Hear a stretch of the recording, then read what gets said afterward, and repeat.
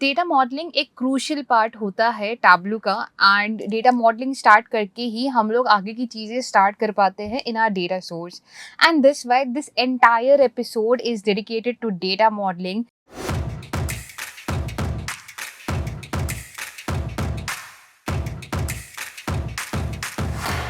So guys welcome to our episode 5 of our Tableau series, जहाँ पे हम cover करने वाले हैं data modelling. Guys data modelling करने के लिए सबसे पहले हमारे पास टैबलू में डेटा होना ज़रूरी है। And on our left hand side if we have text option, text में हम जाके ये सुपर स्टोर सेल्स का डेटा जो कि मैंने अटैच किया हुआ है इन द डिस्क्रिप्शन, इसे आप यहाँ पे चूज़ कर सकते हैं।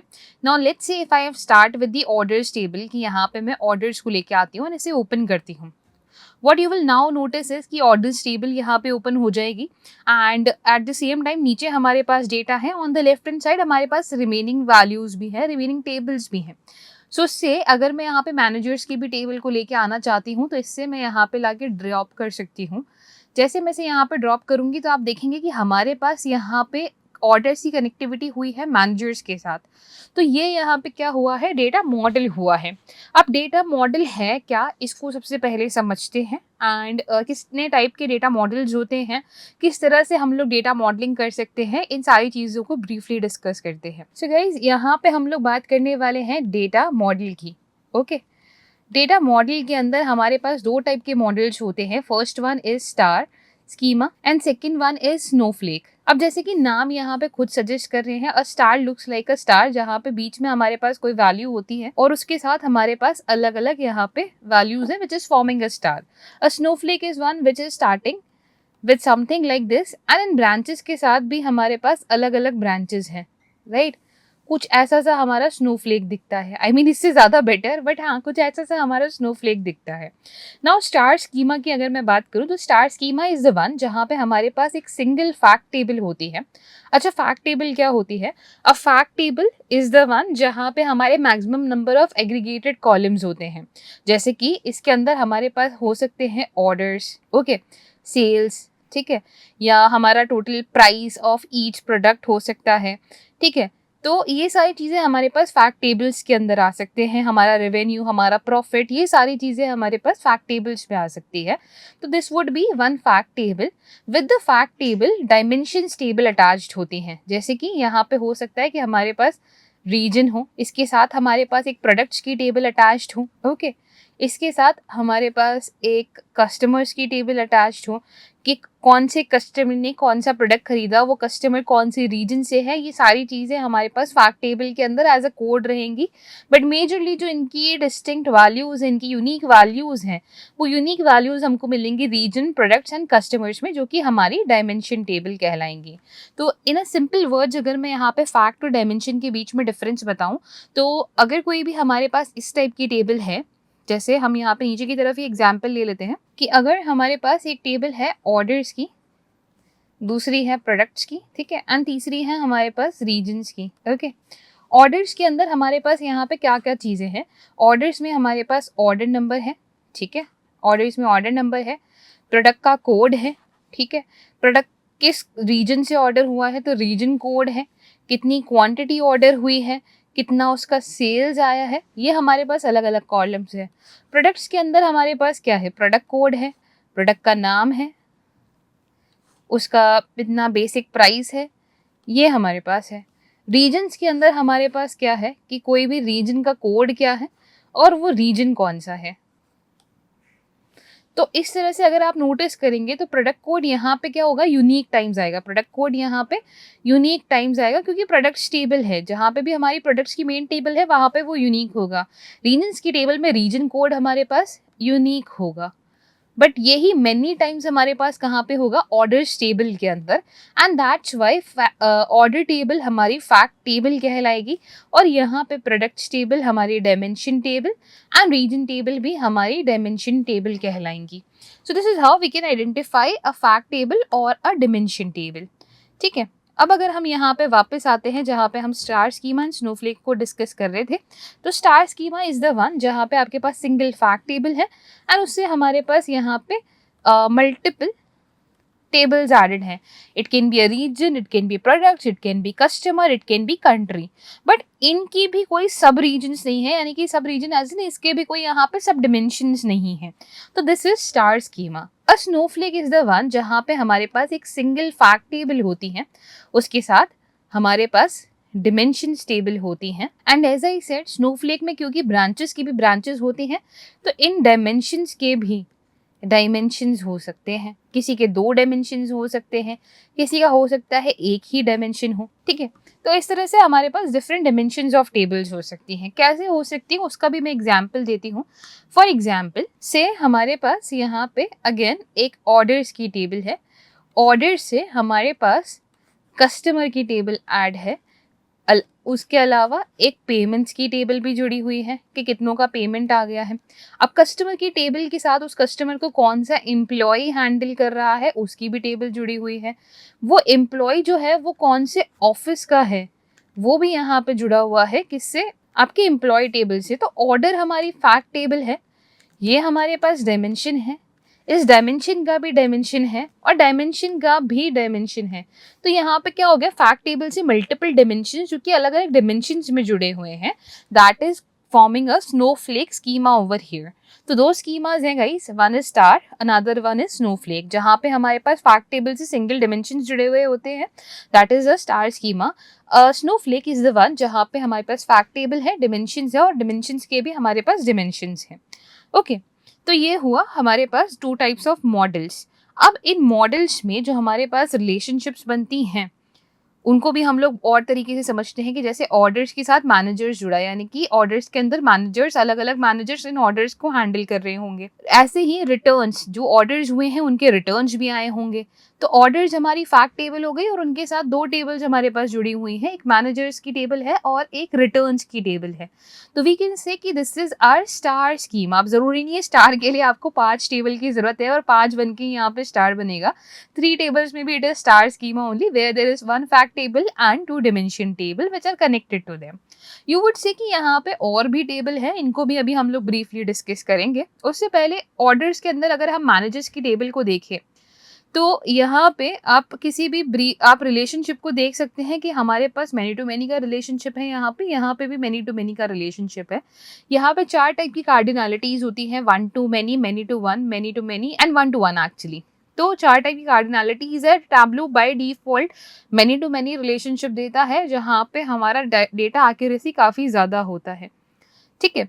एंड अगर हम इससे और अंदर के लेवल के अंदर जाना चाहते हैं कि मैं चाहती हूँ कि इससे और डीपर लेवल में जाऊँ, तो मैं यहाँ पे ऑर्डर्स टेबल पे आ सकती हूँ। ऑर्डर से अगर मैं मैनेजर्स टेबल को यहाँ पे रखती हूँ तो आप देखेंगे कि हम यहाँ पे टाइप्स ऑफ जॉइंस भी बता सकते हैं कि हमें किस टाइप का जॉइन यहाँ पे देना है। यानी कि दोनों टेबल में अगर हमारे पास नल वैल्यूज हैं तो क्या हमें इनर जॉइन यानी कि कॉमन डेटा लाना है, लेफ्ट जॉइन यानी कि लेफ्ट का पूरा डेटा और राइट का सिर्फ और सिर्फ मैचिंग डेटा लाना है।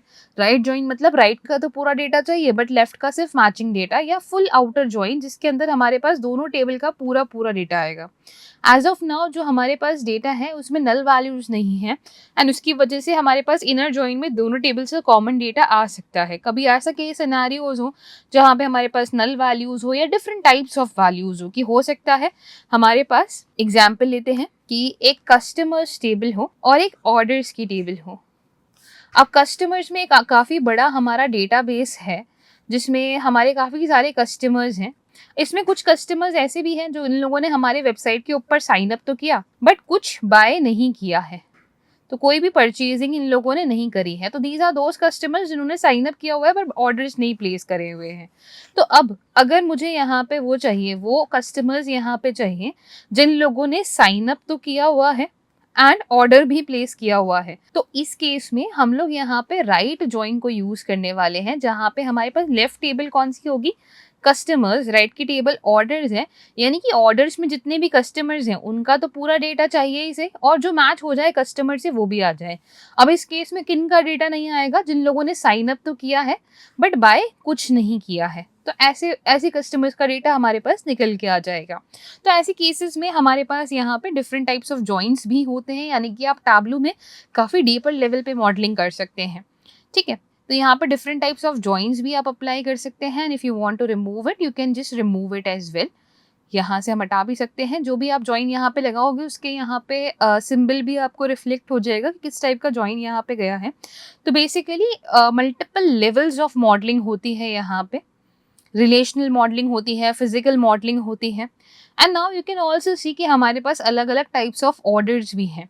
तो यहाँ पे आप जिस तरह से अपेंड करते हैं वैल्यूज़ को, दो टेबल्स को आप एक दूसरे के ऊपर नीचे जोड़ते हैं, वैसे you can add more tables like this as well. For example orders का डेटा है, ऑर्डर्स के डेटा में हमारे पास हम देख पा रहे हैं कि ऑर्डर्स में हमारे पास 2014 का डेटा है। अगर मैं यहाँ पे 15 लेके आती हूँ एंड 15 को यहाँ पे एज अ बेस टेबल रखती हूँ फॉर नाउ, तो आप देखेंगे कि सेम टू सेम डेटा है, बस ये जो है हमारे ऑर्डर्स ये 2015 के हैं, है ना। तो इसको मैं एज ऑफ नाउ यहाँ से रिमूव कर रही हूँ। ये किसके साथ जुड़ना ज़रूरी है? ये ऑर्डर्स टेबल के जस्ट नीचे जुड़ना ज़रूरी है, क्योंकि अभी तक हमारे पास क्या है कि मान लीजिए कि ये आपके पास अगेन आपका ऑर्डर्स का टेबल है।